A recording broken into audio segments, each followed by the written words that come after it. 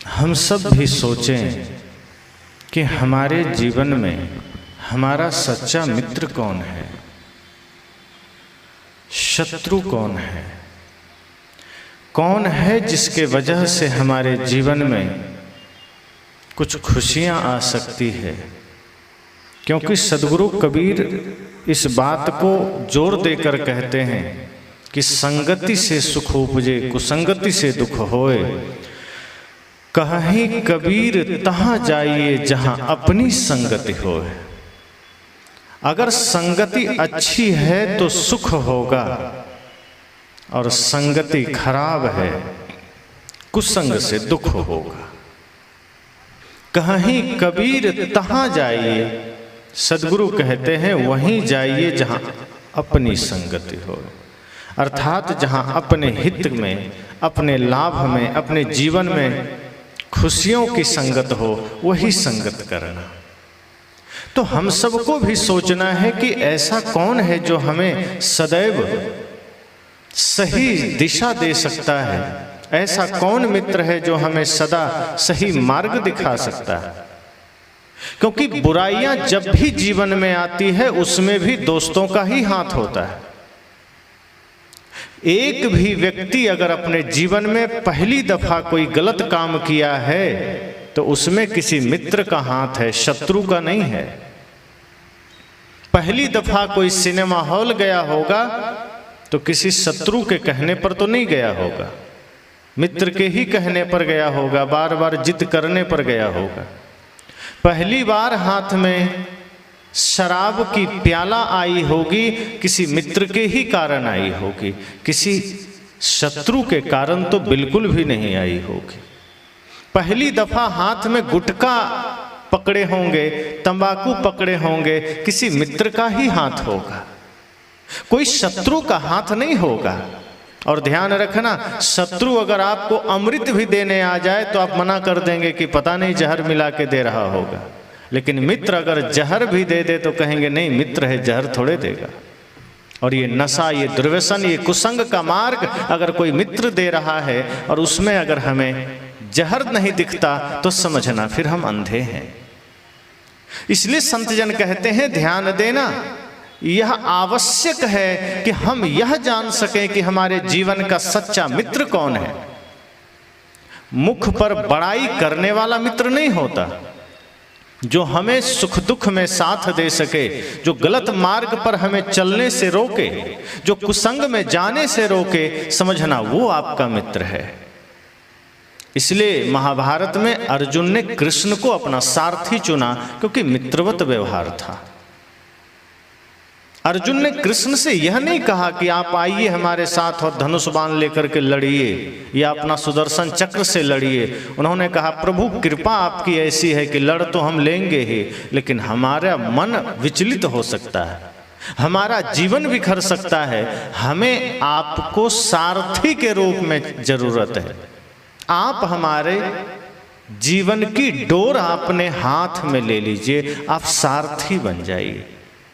और रथ पर सवार होकर भगवान श्री कृष्ण सारथी बनते हैं। ये सारथी कोई बाहर का सारथी नहीं है, वस्तुतः हम सब भी अपने जीवन की डोर सद्गुरु को देते हैं और सद्गुरु हम सब अर्जुन का सारथी बनते हैं।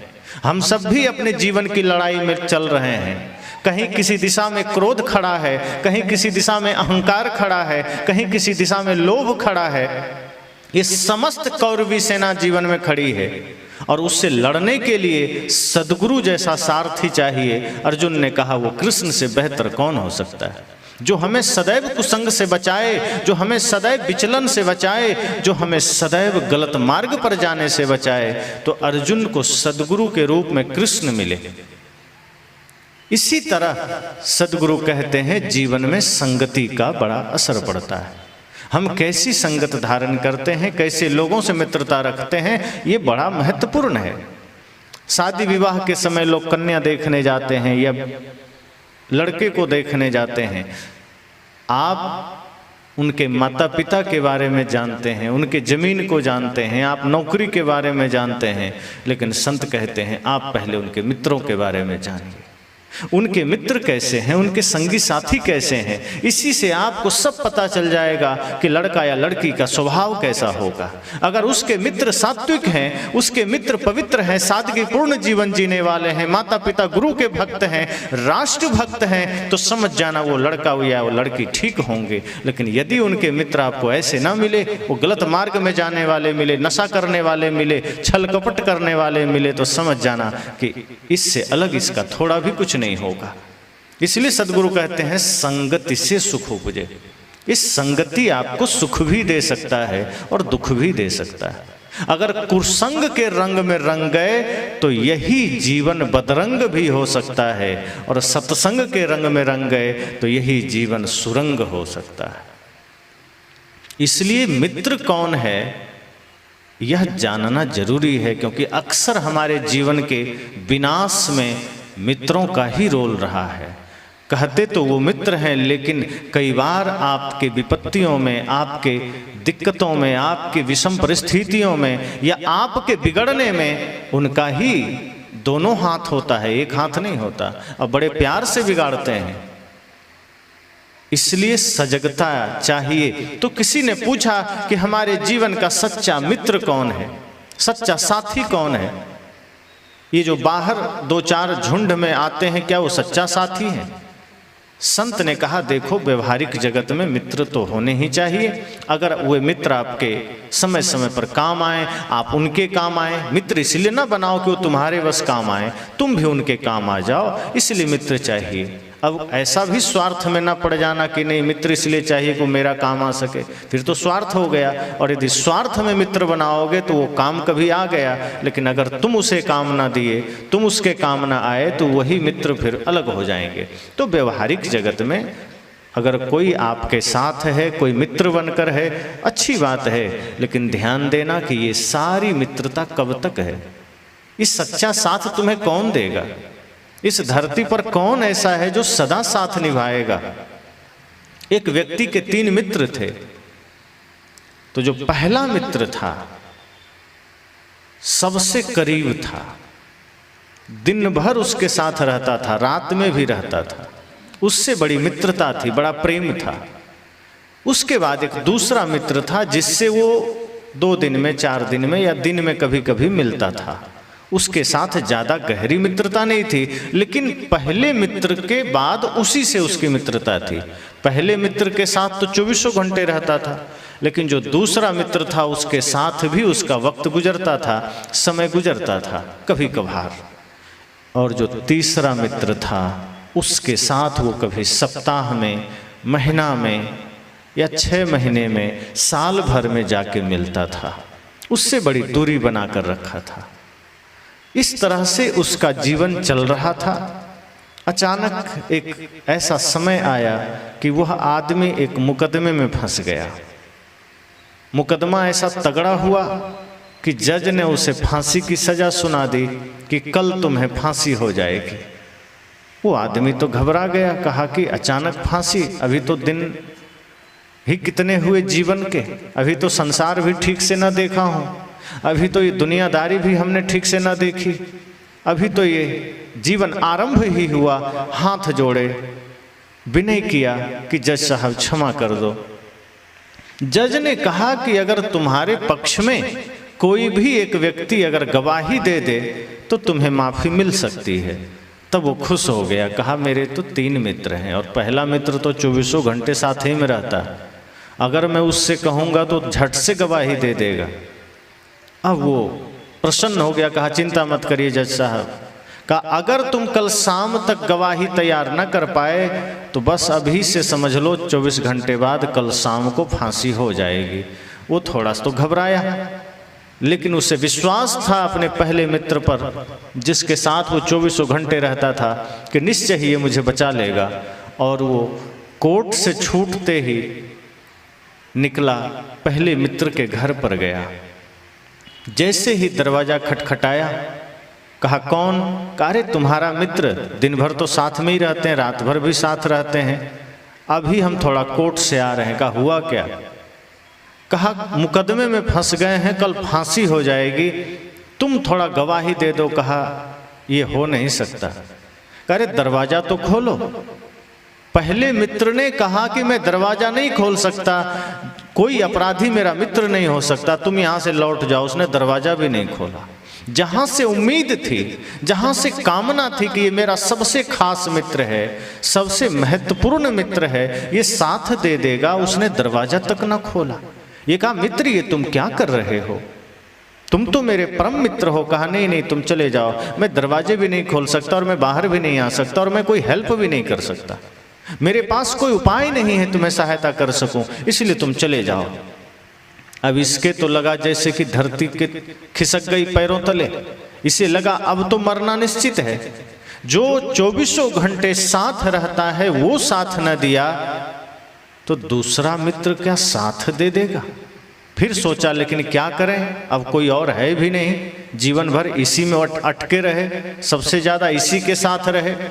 और दूसरे मित्र के पास जाते हैं, देखें कुछ हो तो शायद बात बन जाए। आधे मन से वो निकला और शाम हो गई थी। जैसे ही वो दूसरे मित्र के पास गया, दरवाजा खटखटाया, अंदर से आवाज आई कौन। कहा रे मैं मित्र तुम्हारा, दिन में कभी कभी तुमसे मिलता हूँ, 2 दिन पर 3 दिन पर तो मिलता ही हूँ, दिन में भी मिलता हूँ। कहा हुआ क्या। कहा पहले दरवाजा खोलो। दूसरे मित्र ने दरवाजा खोल दिया। कहा आओ अंदर बैठो। कहा नहीं नहीं बैठने का समय नहीं है, मुकदमा में फंस गया हूं, कल मुझे फांसी हो जाएगी। उसने कहा अरे ये कैसे हुआ। कहा जो भी हुआ लेकिन एक रास्ता है, अगर तुम कोर्ट में चल करके मेरे पक्ष में गवाही दे दोगे तो मैं बच जाऊंगा। दूसरे मित्र ने कहा मित्र मैं तुमसे बड़ा प्रेम करता हूं और चाहता तो मैं भी हूं कि मैं तुम्हें सहायता करूं, इच्छा तो मेरी भी है कि तुम्हें फांसी ना हो और बड़ा मन है मेरा कि मैं तुम्हारे साथ जाऊं गवाही देने, लेकिन मित्र क्षमा करना, मैं कोर्ट के बाहर तक तो जा सकता हूं, अंदर में नहीं जा सकता, मेरा सामर्थ्य नहीं है उतना, इतने तक मैं जा सकता हूं।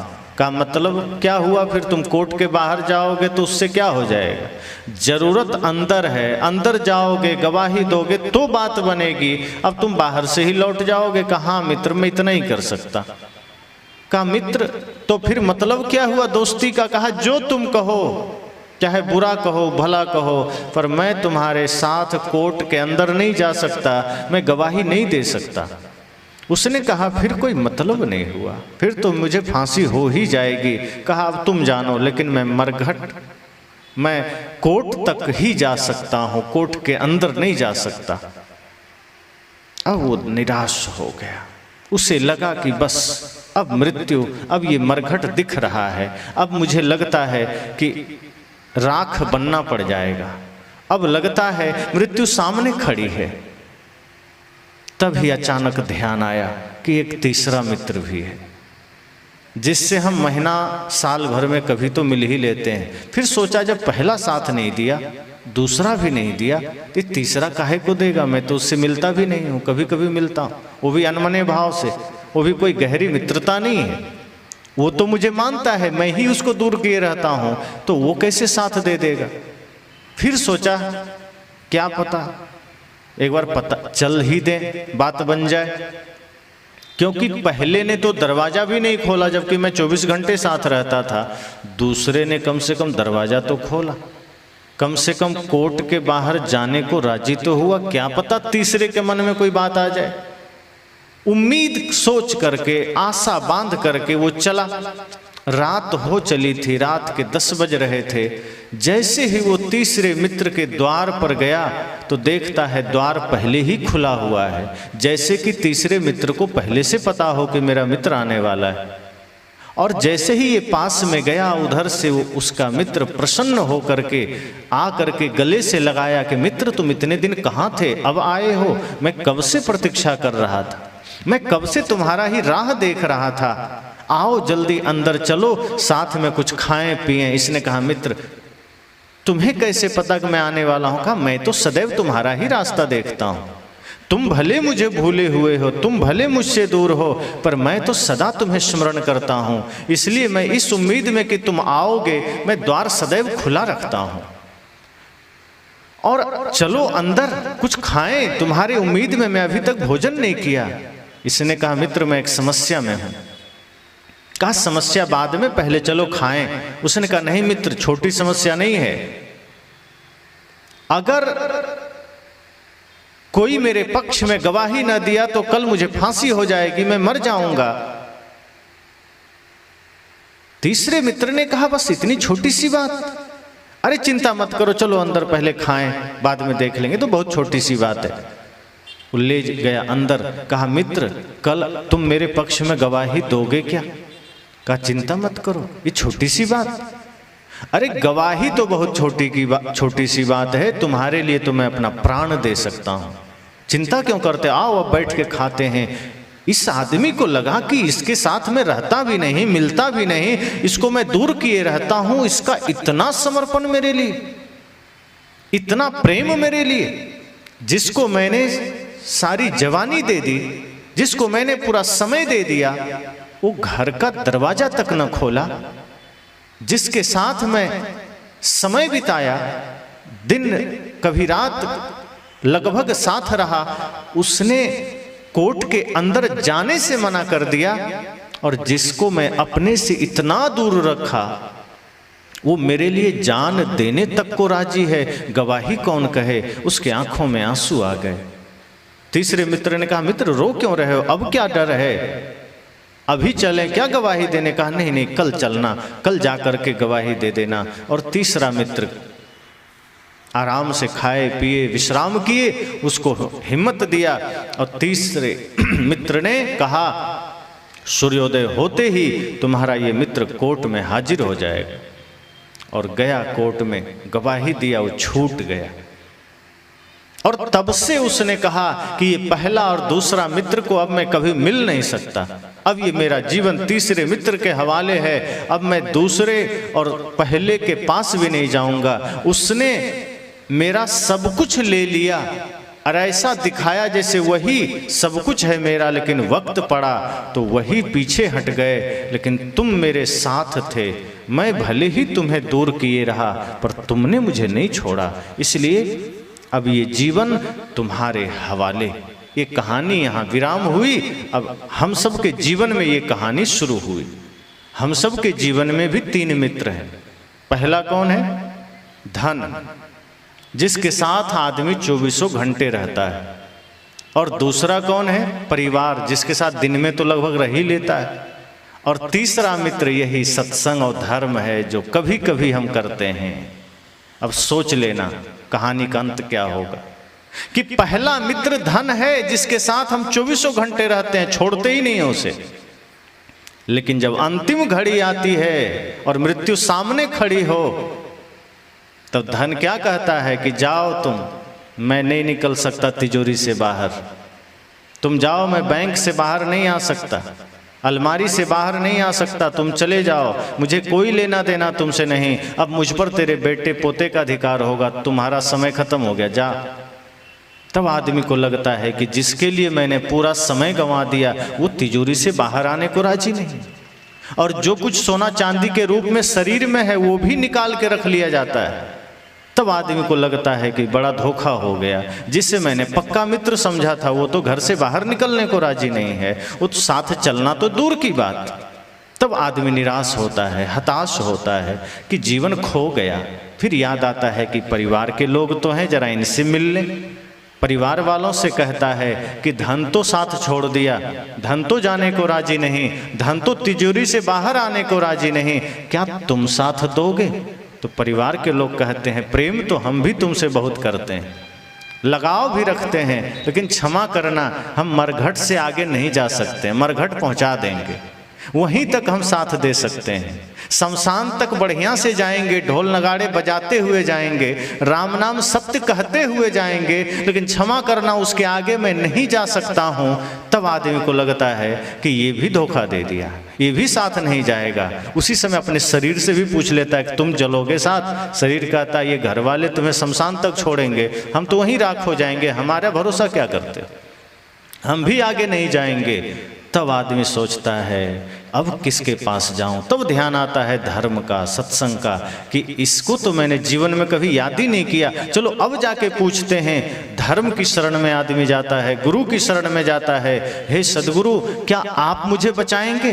तो गुरु क्या कहते हैं? चिंता मत करो, आज नहीं, अगर मेरी शरण में तुम आ गया तो आज नहीं, आगे जन्म जन्म तक ये धर्म तुम्हारा साथ नहीं छोड़ेगा। इसके पास इतना सामर्थ्य है, इतना पावर है कि तुम्हारा शरीर यहीं रह जाएगा, तुम्हारा धन यहीं रह जाएगा, परिवार यहीं रह जाएगा, लेकिन जिस दिन तुम धर्म की शरण में आ गए, ये धर्म तुम्हें शाश्वत साथ देगा, जन्म जन्म तक साथ देगा, जिसे तुम भूले रहते हो।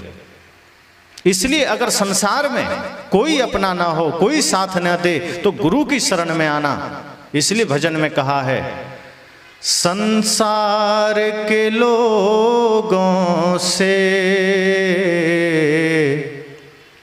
आशा न किया करना, जब कोई न हो अपना, गुरु नाम लिया करना। संसार के लोगों से आशा न किया करना, जब कोई न हो अपना, गुरु नाम लिया करना। जीवन के समुंदर में तूफान भी आते हैं, जीवन के समुंदर में तूफान भी आते हैं, जो गुरु को भजता है, गुरु आके बचाते हैं। तुम भूल नहीं जाना, उन्हें याद किया करना, जब कोई न हो अपना, गुरु नाम लिया करना। जब कोई नहीं साथ देगा तो धर्म साथ देता है, गुरु का ज्ञान साथ देता है। सब साथ छोड़ देंगे और सारे सहारे छूटेंगे, लेकिन ये धर्म आपका जीवन में कभी साथ नहीं छोड़ता। ये आपका सच्चा साथी है।